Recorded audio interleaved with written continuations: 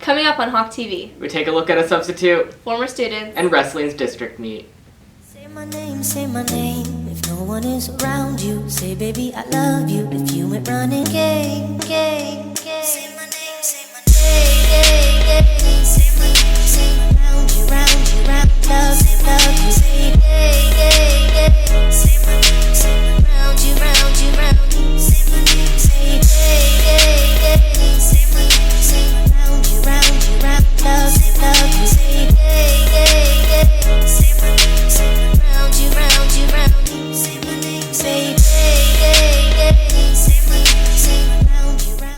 Good morning, Hebron High School. I'm Karen Ashinali. And I'm Spencer Rojas. Two former students have returned as teachers. I gotta take a closer look.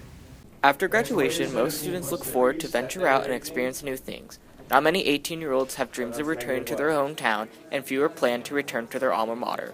This is a great place. We have great teachers, we have a great school, we have great students. The students here are really what made me want to come back. I really enjoy teaching students at Hebron. I've taught at other schools, and there's really no place else I'd rather be but here.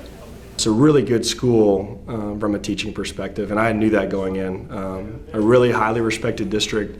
May not have felt about it that way as a student, but once you get out and start looking for jobs, it was just a really good opportunity coming out of school. Wurzbach graduated in 2010, and Boss graduated in 2003.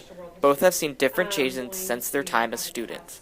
And the ninth grade campus is very different. Just having the ninth grade campus, separating the freshmen from the rest of the classes, so they're not walking around with seniors in the hall most of the time. They may have electives, but it was starting to get really crowded. And I would think the ninth grade campus has helped that a little bit, but the school is still growing so much that I'm sure that still happens every once in a while. The school itself the size hasn't changed or anything that much, but the neighborhood around it, like all the houses on Charles Road and everything, they weren't there when I was here. Like, I know the family who used to own all that pasture. It's just weird because this used to be like Charles Road was a blacktop road and it was in the middle of nowhere and nobody knew where the school was.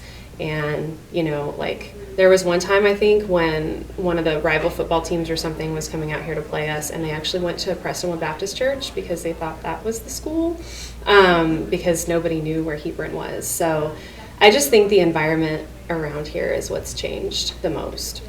They see their experience as former students as an advantage because they feel that they can connect with the students in their classes. But usually it surprises them, like, what, you went to school here? But I would guess they think it's pretty cool. They asked me questions about it, what it was like. And like I said, every once in a while I'll know students like who I knew their older siblings. But yeah, I'm sure it's interesting for them. I know it probably would have been for me, having somebody that went through, at the school that I was at, but they're usually pretty surprised. It's fine, it's not a secret. So in fact, I think it actually makes it almost easier for me to teach students here in a way because I'm from here, I grew up here. This is where my home was for 18 years of my life, and so I really feel like to some extent I understand just students from Hebron better than other places I've been because this is where I'm from, this is my home. Reporting for Hawk TV, I'm Spencer Rojas. Now back to the studio. Thanks, Spencer. Combat veteran and substitute Robert Blunt has a new outlook on life. Now to Sophia Kraft for the story. So my name is Mr. Blunt. Since he was a child, Robert Blunt was exposed to the profession of teaching. Both of his parents were teachers, and as a result, his passion for giving back grew. To fulfill his dream of serving others, Blunt entered the military after his high school graduation. Since I have been old enough to know kind of what I wanted to do, I wanted to be in the military. G.I. Joe was my heroes. I know that sounds cliche, but I grew up wanting to be just like them. I believed in something bigger than myself. I always believed there was people out there that were fighting for all of our freedoms, and I wanted to be one of them. I wanted to be somebody that gave more than they took. Blunt served in the military for 8 years. After his tour of duty in Iraq ended, he returned home anxious and depressed. According to research and development, 20% of Iraq veterans were diagnosed with post-traumatic stress disorder. Within years after coming home, Blunt was faced with the new challenge of living with PTSD. every day was a struggle. I'd sit there and have to fight to just go on every day, just to get out of bed, to wondering what was wrong with me because I didn't know. He was always there in his room. He would never come out of his room. He wouldn't go anywhere except at night. He wouldn't go to the stores except at night before they closed, when there'd be less people. Today, Blunt can be seen with his 4-year-old battle buddy named Thor. His service dog is trained to relieve PTSD symptoms such as anxiety while being in a crowded room. When these guys join the military, they're given a uniform, they're given a weapon, and they're told that the guy next to them is their battle buddy. And the battle buddy is just like what it refers. You know, when you're in school, you have that buddy system, so when you go on a trip, you've got somebody with you. And the battle buddy really refers to the fact that it's somebody who has your back and makes sure that, you know, you're a safe way, you know, that you're in a safe position. And if somebody comes up behind them, they're there to protect you. Since then, I've seen immense change in my life. And I've even had friends and family members that have told me that just having him has just shocked them because of how much change that they have seen. When asked about his future, Blunt responded with his ambition to become a computer science teacher. However, his biggest dream hasn't changed in years.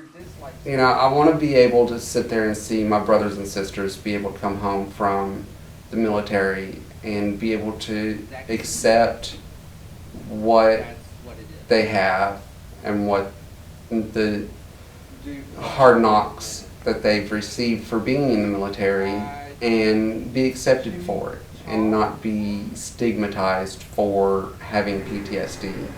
Reporting for Hawk TV, I'm Sophia Kraft. Now back to the studio. Thanks, Sophia. Blunt plans to continue subbing throughout LASD until he receives his Master's in Computer Science and a teaching certification. We'll be right back.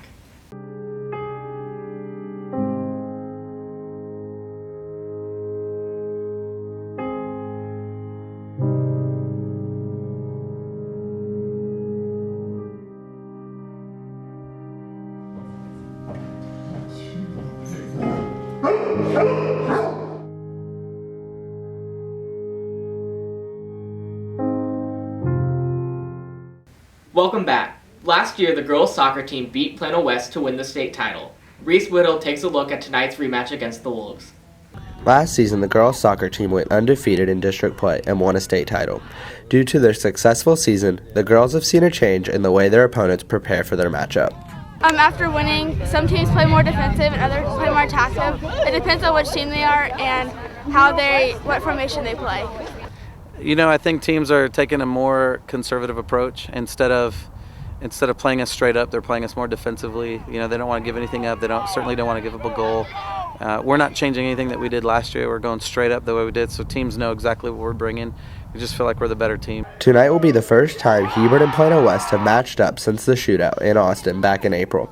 The Hawks have been preparing all week. We're ready. We're going to be more attacking. We're going to go at them more, and we're going to try and score during the game so we don't take it to a nail-biter and do PKs or tie them or whatever. But we're ready. We're definitely ready. I went and scouted Plano West against Plano last week, and I just told the girls I'm calling this game unfinished business. I feel like we should have won the game in regulation. We outplayed Plano West. We were the better team. Obviously, we proved it in PKs, but Friday's unfinished business. We're going to go out there and prove it on the field again why we're the better team, and I think the girls will do that. I think they're up for it.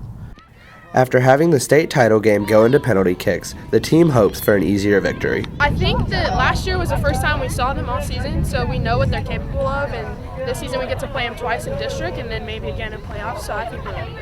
I think the score is going to be different. I think it's not going to go 0-0. That would be a tie. We're not PKs or anything. It's not at the biggest stage, but it's Plano West, and they remember what we did last year, and we do too. But I just feel like we're still the better team, and having watched them play, I still think we can take them.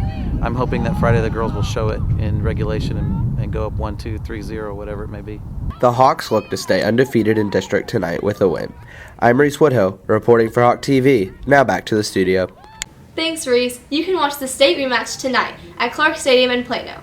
With the basketball season ending and soccer in district play, the wrestling team adds to the busy schedule as they compete in their district meet this weekend. Courtney Foster gives us a closer look. Wrestling is one of the only high school sports where athletes compete one-on-one with an opponent. The isolation on the mat can add to the intensity of the match.